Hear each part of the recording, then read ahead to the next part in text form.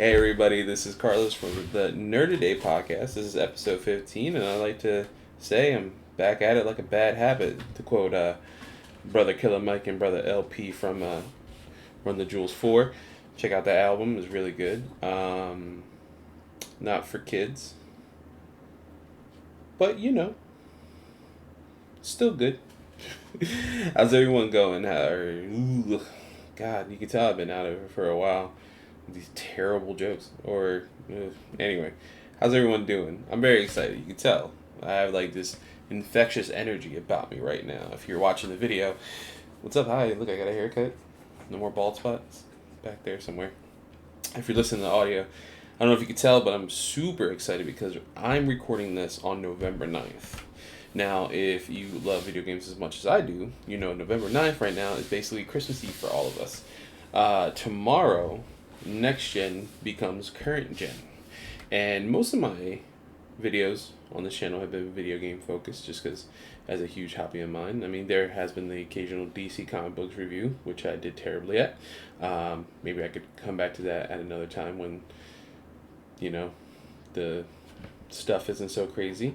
Just realized I never set up my ring light. That's awesome. That's why this is really dark. Because I really have been. I haven't done this in over a month. So it's really strange.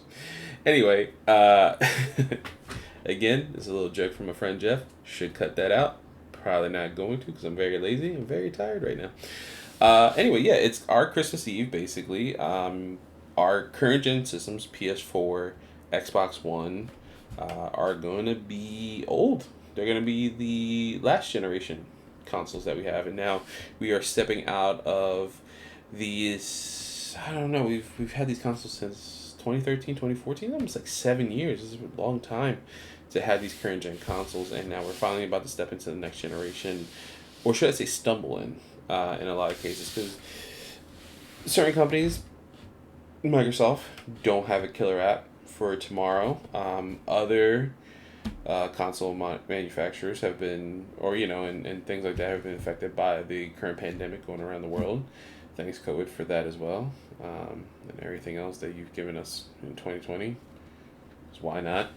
But yeah, at least you have, in some instances, you have with PlayStation, you have some kind of killer apps on day one, but they're also cross-generational. So, which is, I've mentioned in previous videos, you can check on, and episodes you can check on your preferred format. But yeah, so we're really on the edge right here. We're about to, on the precipice of starting this next generation, and it's a weird way to start, I feel like, in a lot of cases. I mean, again, Microsoft, no killer app. Halo got pushed back.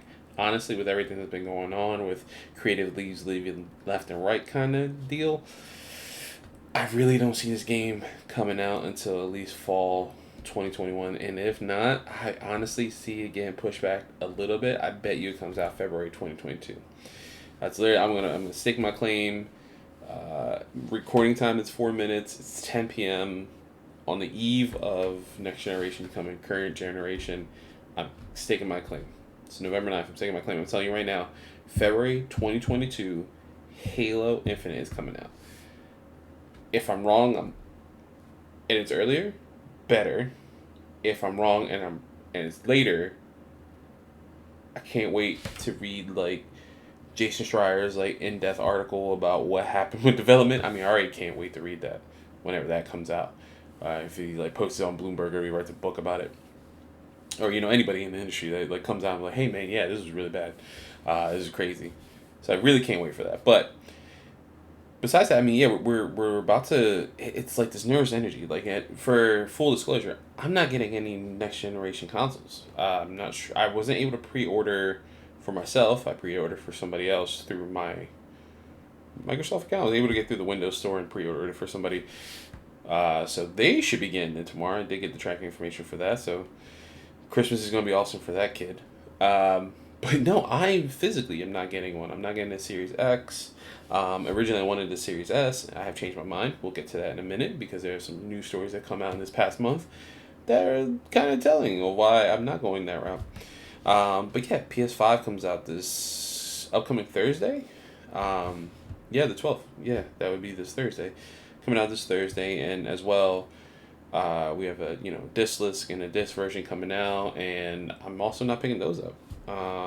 And I'm not super. I mean, don't get me wrong. I'm a tech guy. I'm a guy who loves technology and getting all the updated stuff. But again, I'm filming this video on my iPhone 11, which is awesome, but it was refurbished. I have a $30 USB mic I'm using right now. My computer, though, Bill, I'm telling you right now, thank you for hooking me up. Use parts other than like the SSD and the case and the cooler. Everything else is used.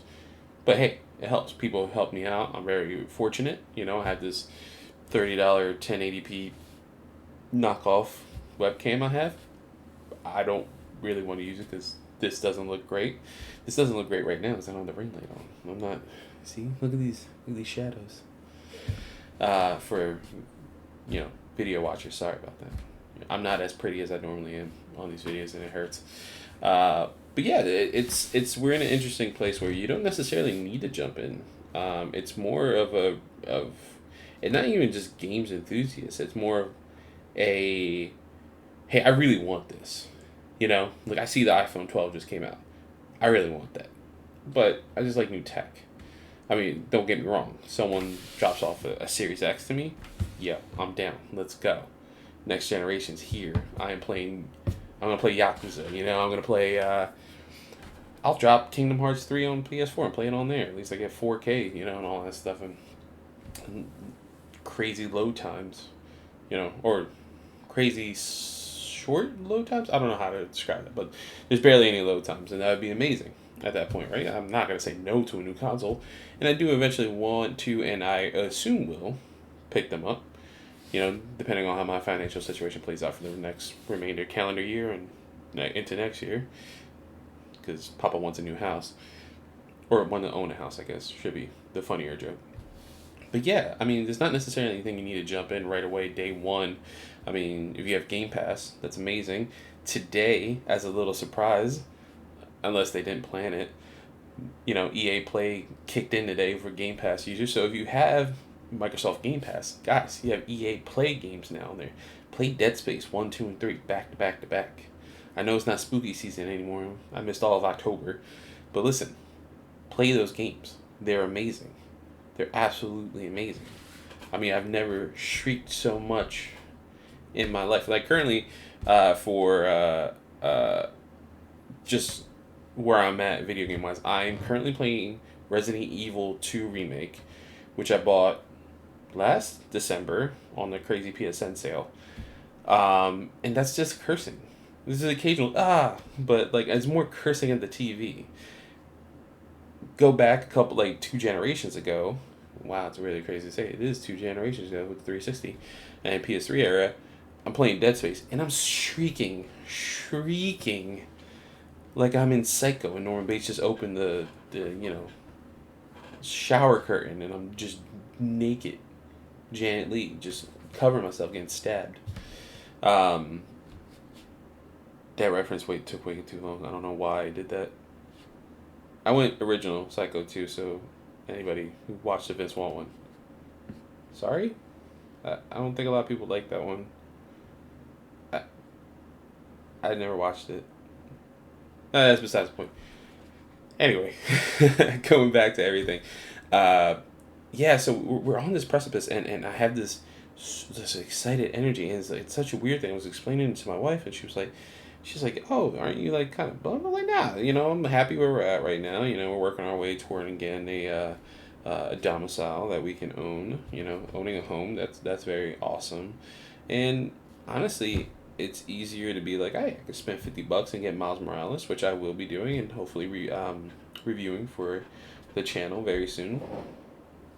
I think that was gunshots in the background or fireworks. I'm hoping it's fireworks because I live in Philadelphia and it's been a trash fire recently. Very scary time to live, especially in the certain area I live in. Anyway, besides one, yeah, it's $50 is easier to play Miles Morales with the sadly slow, load times because I have a base PS4, like a day one PS4. I mean, this time, 2013, right? me and my best friend Joey are going, or one of my best friends, should I say, because there's two Joes and a Jeff. Yeah.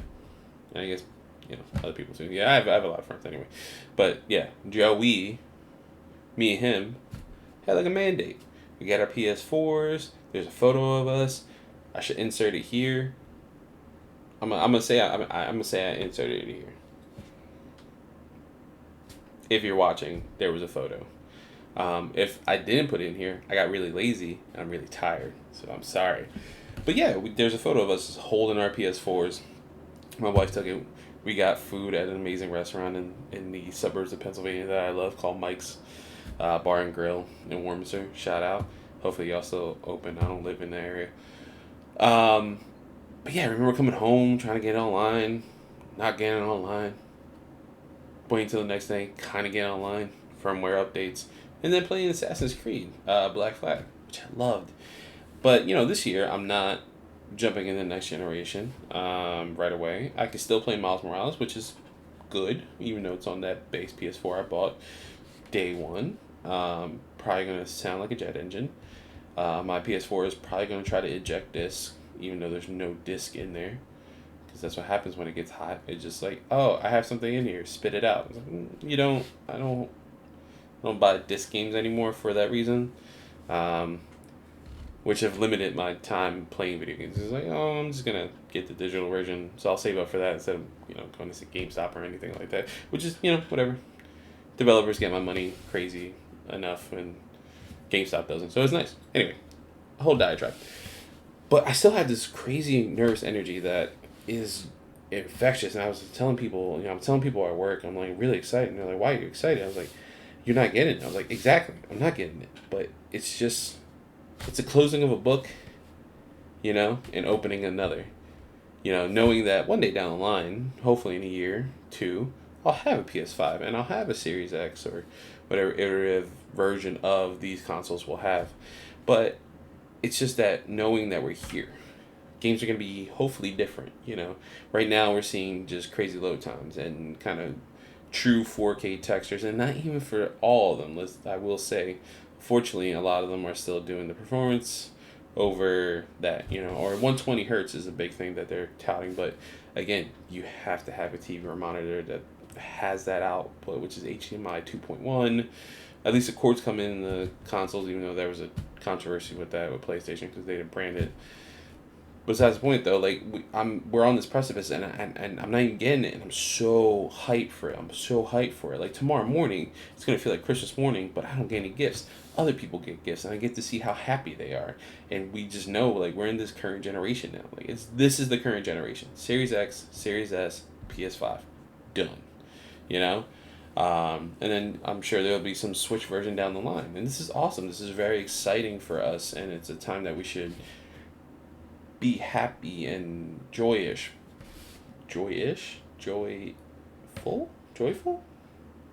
I guess that would be joyful. But there are some issues going into next gen that we are starting to see right at the finish line here. So I'm gonna just kind of bring up some of the negative things that, well, and they're my obviously opinion. They're negative, right? And there are decisions that are not the best, right? So all 3 articles I'm going to post. I think I know how to do it on like the podcast and video. The links will be in the video as well for YouTube. But all 3 articles are written by Joe Screbbles at IGN. The Inside Joe for Kind of Funny Best Friends. That is a made up name. So even though I heard him speak in an IGN video multiple times, so. Maybe made up name, real person. I don't know. But the 3 we're gonna break down here. Well, I want to call it egregious, but I guess we'll start with PS5. So PS5 on the box. Many people have gotten it. There's been many unboxing video you can check online. Kind of Funny is pretty funny. So I think Greg is just hilarious, and I'm definitely a Kind of Funny stan. But all 3 of them state on the box 825 gigabytes of storage out of the box. Issue is booting up the PS5 for the first time, it downloading the initial firmware update, and partitioning the solid state drive that's in there, the custom NVMe. Wait, I don't think it's custom. I think it's just in 4.0, or I don't know. Anyway, PCIe Gen 4, NVMe SSD for all the super nerdy guys out there like me, who are taking IT classes, like me. 90% of that is actually partitioned off for the OS and essential files, leaving 667 gigabytes of actual usable space. And that's not including Astro's Playroom. Joe Screbbles deleted that off just to see what the space would be with just the partitioned user experience and the operating system and essential files, and it's 667 gigabytes, which is shocking in 2020, especially where right now it was stated last week that, and it's on the FAQ that they released today, there's no, I guess, road forward for expandable storage at this moment. If you have PS4 games and they're on an external hard drive, you can plug that in and play them off there, but you won't get like the fast load times, obviously, similar to Xbox. The issue is I can't buy, let's say, Miles Morales PS5, and I had the PS5 version on my PS5, obviously. I can't transfer that to my external. It can't even hold it. It won't go over there. It has to stay on. Any PS5 game has to stay on the PS5 system itself. So when I initially saw the 825 gigs on the box, I assumed, which I know I make an ass out of me and you, I assumed it's a terabyte, but they're going to tell you how much you're really going to get out the box actually day one. This 825 gigabytes with and in my head I was like, oh, 825. It's like that's pretty much, you're going to lose like a little bit of space, but that's OS essential files, right? That's what I assumed. I was like, that's cool that they're at least telling you straight out the box, like, it is a terabyte, but this is what you really get. No, it's the opposite. It's similar to Xboxes where it's, hey, here's the space, but when you boot it up, we're gonna take 19% of that away from you. Just a FYI. So you got 600 gigs, like 170 gigs more than you had when you booted up your PS4 for the first time. Cool. Can I get a bigger hard drive? Not just yet.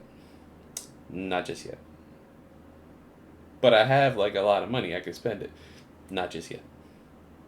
Not just yet. Now, obviously, really? Wrestling podcast. I was thinking about Eva Lee's from AEW. What's up? Not that creepy way. Just like, what's up? She's Latino. I'd like to see Latinx wrestlers. Awesome. Not creepy. Anyway.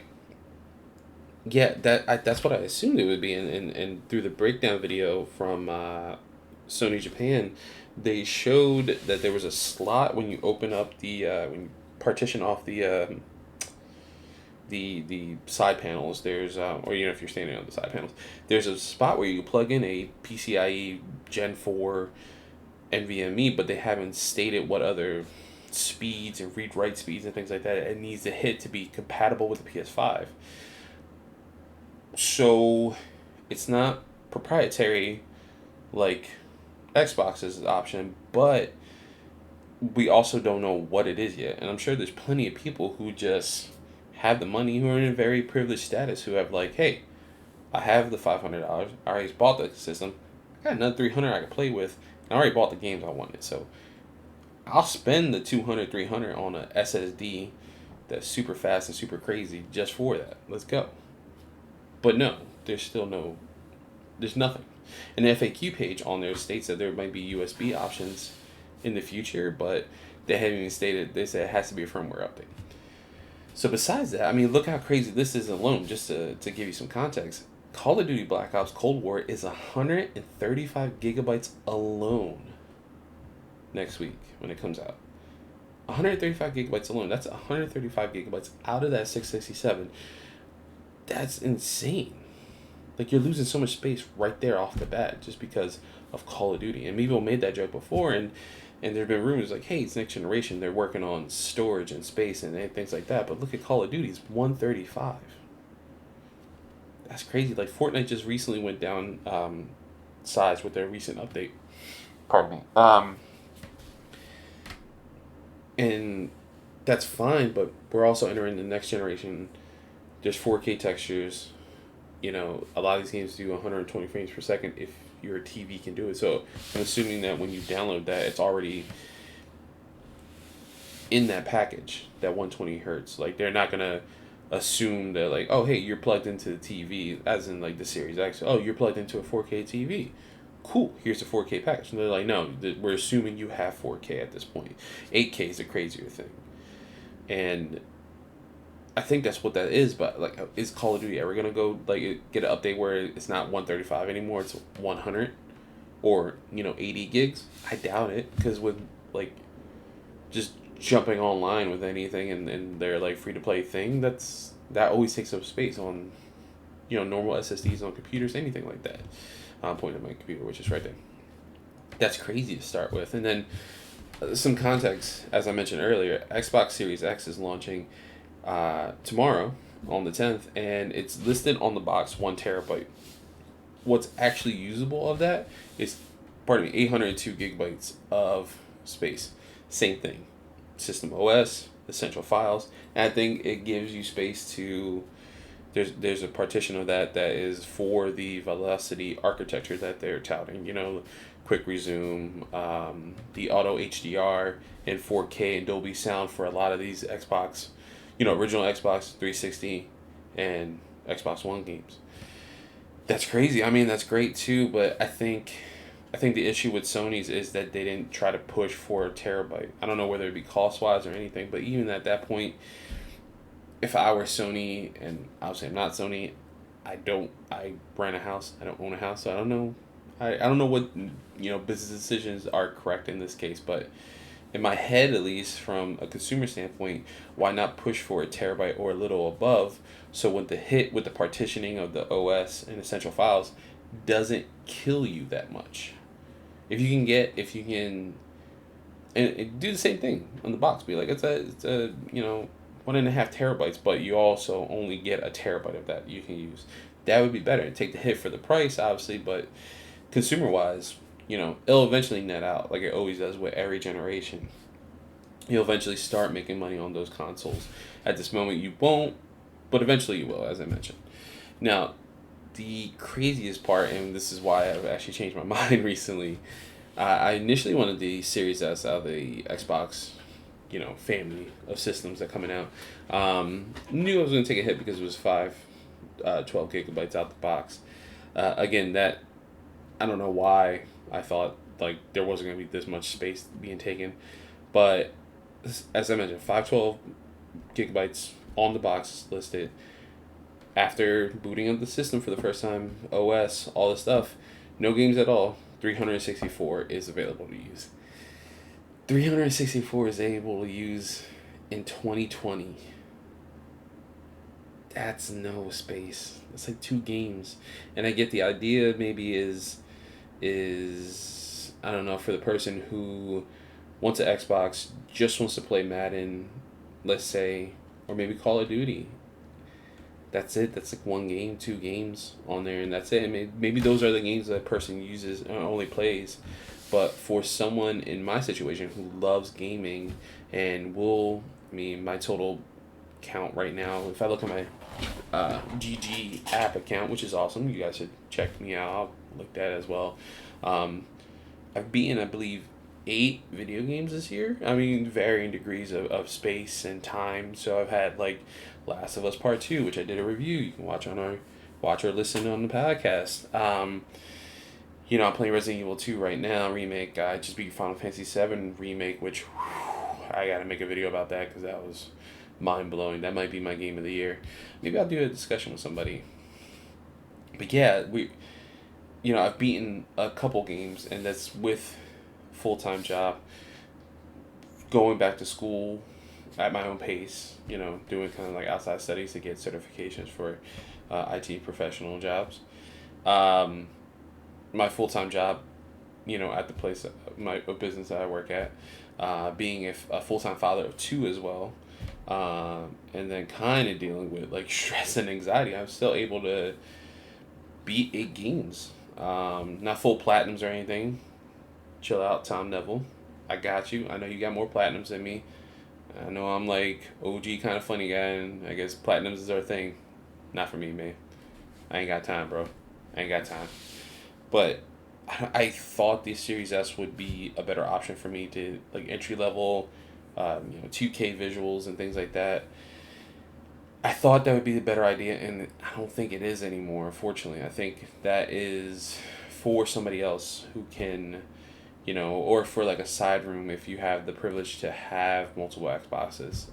I think it might be a good Xbox if someone was streaming or wanting to capture footage. You know, if I was in an ideal situation where I had money and I had a Series X downstairs, maybe I had a Series S up here and I can stream off of this and maybe do some Twitch stuff, or I want to capture some Yakuza like a Dragon footage and send it up to put it on the the YouTube page.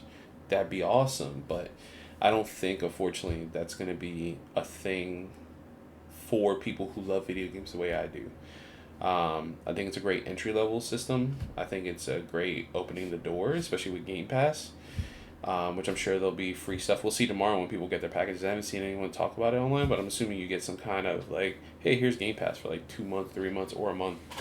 Um, the upside I will say about the Series S is that game downloads won't be as crazy as the Series X, only because there's no 4K texture to download. There's just it'd be slightly less and things like that. And I think there's a video that popped up today about what ray tracing looks like on the Series S. I don't know. I don't believe it's official Xbox, so it may have been taken down already. But I saw something pop up and I wanted to actually take a look at that. And then so that's all the downsides, at least from the manufacturers and Sony and Microsoft. Like I said, Sony and Microsoft themselves.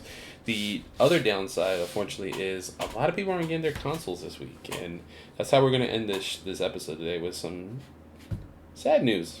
I would say, unfortunately, I'm reading this story. It's from Tom Warren of The Verge. I'll have the link as well below if I can. I'll figure it out, or I'll just quote tweet myself and put them on there. But this is around 5:40 today. Amazon says some pre-orders for Series X won't arrive till December 31st, 2020 at the latest.